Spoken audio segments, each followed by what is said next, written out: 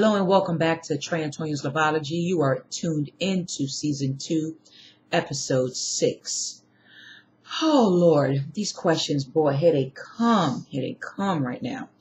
Okay, this one's coming from Los Angeles, California, and it reads, I would like to know, is it or is it not a sign of insecurity or a lack of trust when your woman begins to question you, who you're talking to on the phone, and keeps track of how long your conversation is with other individuals?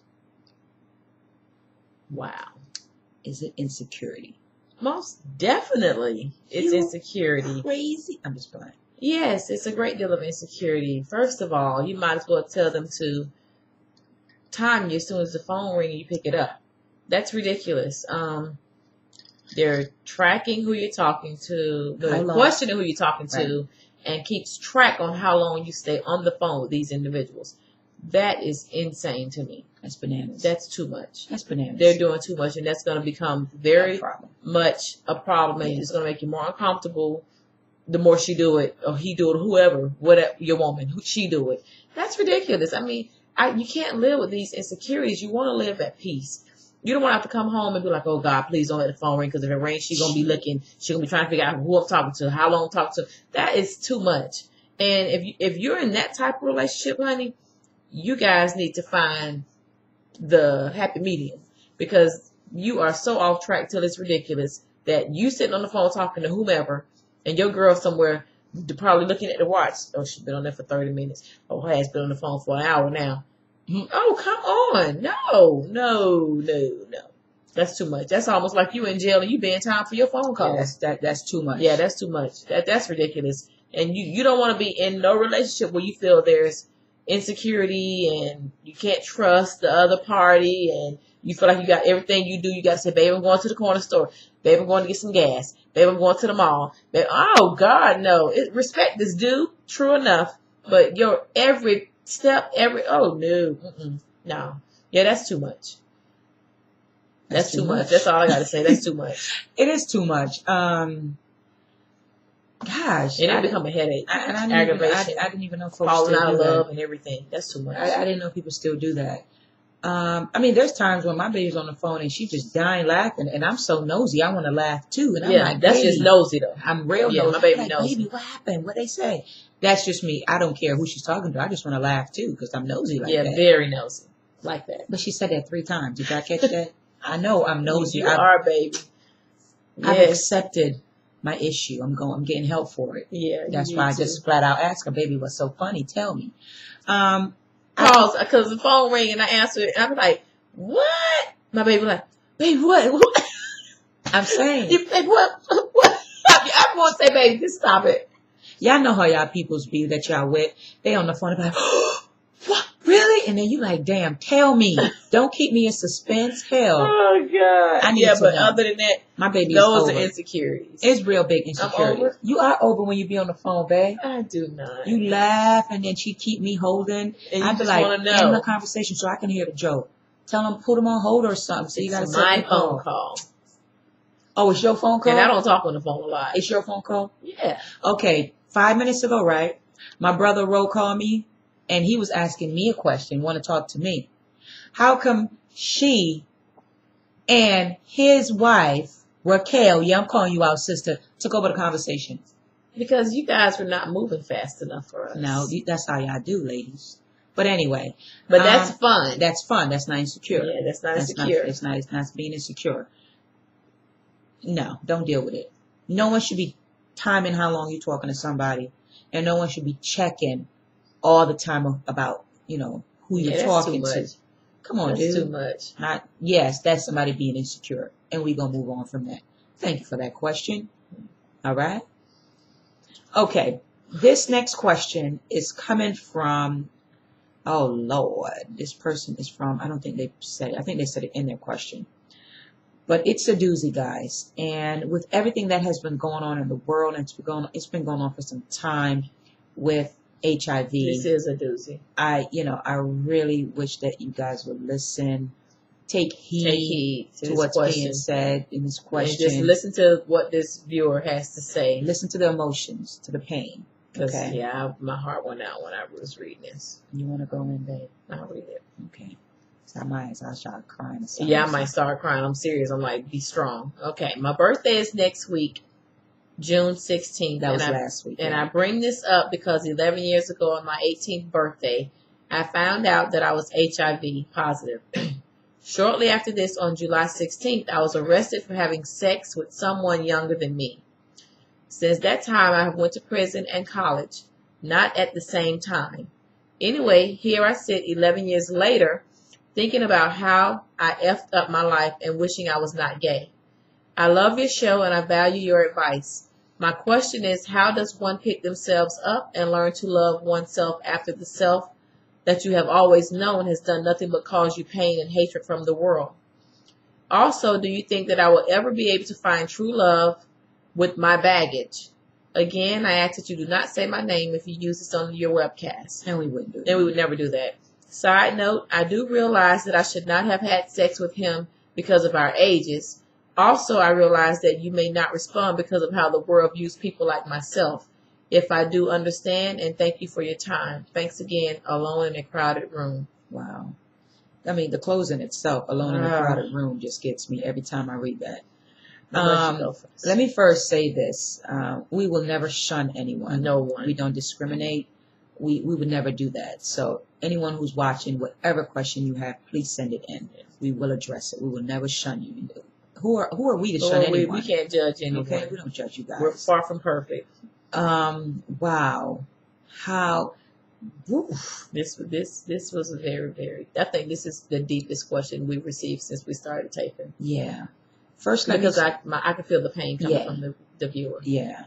And let me start by first saying, I appreciate you being so open with us. I do appreciate it.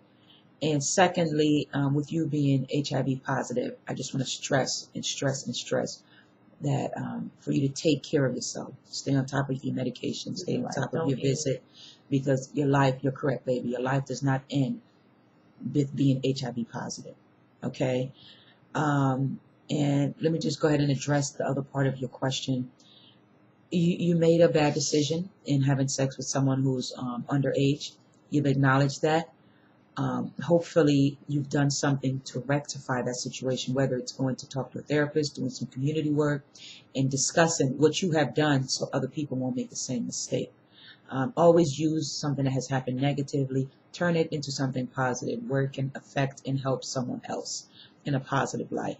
Now, as far as you feeling that you don't even want to be gay, you don't even want to love yourself because you feel that being gay has done nothing but cause you pain and hatred in the world, I want to disagree with you with that. Your sexuality does not determine what type of life you have. You yourself determine that. The choices you make determine that. And this is a little bit of tough love coming down on you right now. Don't find fault in what or the type of people you sleep in as far as whether they're man or woman. Look in the mirror and address the things that you have done as a person. Your sexuality is just a part of you. It does not define the type of life you have. Yes, we will have people who discriminate against us because we are gay. But again, that shouldn't keep you down and keep you from being successful in life and keep you from making good choices. What do you think, babe? And you need some tissue. You okay?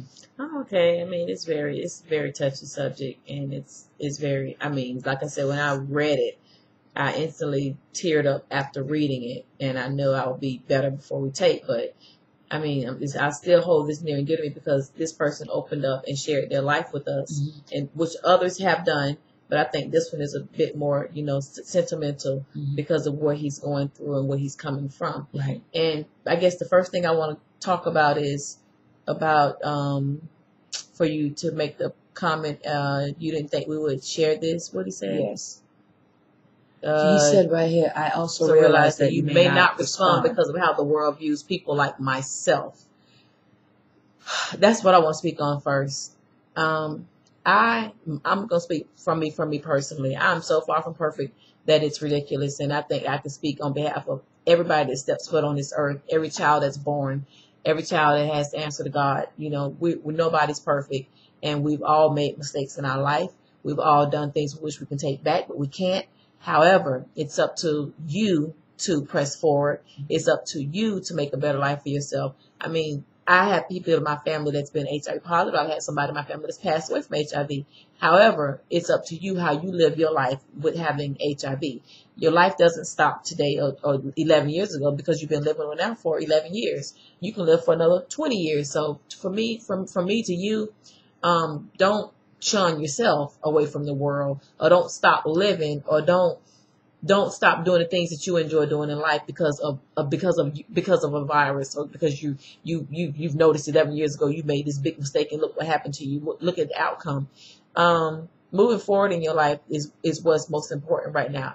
It's not about what you did in your past, because if I think about the things I've done in my past and places I put myself in for other people, and trust me, I would still be beating myself up today. But at one point in time, you got to pray and ask God to just take that burden off you, give it all to Him, and you can move forward in life. Trust me, you can. And that brick will be lifted off your chest like no other. And it'll be like you don't have a virus at all, because you're living the life you chose to live. Mm-hmm. You're a better person. You've learned from your mistakes. You know what not to do anymore, and take care of yourself and keep your health up as best that you know how. Yeah. So from me to you, my heart goes out. Our hearts go out.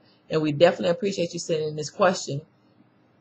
And one more thing I want to hit on, which was another thing. You said, do you think I will ever be able to find true love with all my baggage? Who don't have baggage? Right. I'm sure there's somebody out there for you that may be in the same situation that you're in and looking for that same love that you're looking for. So it's still, I've always said, it's always somebody for everybody. Right. We all have a calling. We all have that person. We all have that niche. We all have that lover that's waiting on us. It's just a matter of time when we cross those paths and connect. Right. So don't give up on love, but definitely don't lie, and be true to who you are. And when you start dating or have a conversation with whomever you would like to date, just be open and honest about who you are. And they're going to either like you, love you, or leave you. And whatever it is, you just be the strong individual and keep moving on with your life. And my question is, why do people always categorize things that they have gone through as baggage? Your past experience helps mold who you become in the future. You're right. You know what I'm saying? Absolutely. So if a person comes to you and first of all, they're going to see the exterior first. They're going to see how fine you are, and then they're going to find out, okay, you're HIV positive. Okay, now are you strong enough to deal with that? Are you, do you like me enough to deal with that? And yes, I have been in prison. Are you okay to get past that and work on it with me? Yeah. That's not a baggage. That's something that you have experienced. And all of our lives have been predetermined for us. Right. You know what I'm saying? So it all depends on how we go through it. It's not a baggage. It's an experience that has already been, mapped out for you. And how are you going to change that? How are you going to better it for yourself? Because you can definitely be an outlet to other people. These are all challenges. Yeah. Turn it around. Turn it around to Take positive. Those negatives and twist that joker around and make it a positive for real. Yeah. Don't come down on yourself. And I know it's easier for us to sit here and talk about it in this manner, but trust and believe, we have our own experiences, as you guys call baggages, that we have to deal with. You know what I'm saying? So just understand, you may be in this predicament, but there's always somebody else who has it worse than you. Amen. Always. And you're not alone in a crowded room. You're not. We're with you right now. You have so many people that's watching over you and pray for you and love you and care about you. And we haven't stopped thinking about you since you said this. Since I read this, I've been waiting to take just to respond to this. You were most importantly not alone. Man, that was a heavy one. So you definitely thought about it in our prayers. So please respond to us and tell us what you feel about the feedback that we gave you on your question. And guys, with that being said, to viewers all around, and I hope you guys are sharing these segments with your friends. I don't think we can say this enough. Sex is great, but safe sex is even better. Protect yourself, protect yourself, protect yourself, protect yourself. So serious about that. All right? That bareback stuff is for but how long? Yeah. But when you get those diseases and you contract them, that's for a lifetime. Protect yourself. That goes for hetero, homo, alono, whomever. Yeah. protect yourself, man, for real. And we're gonna stop on that note right there. Take a quick break and come back. You are watching Trey and Tonya's Loveology, Season 2, Episode 6. We'll be right back.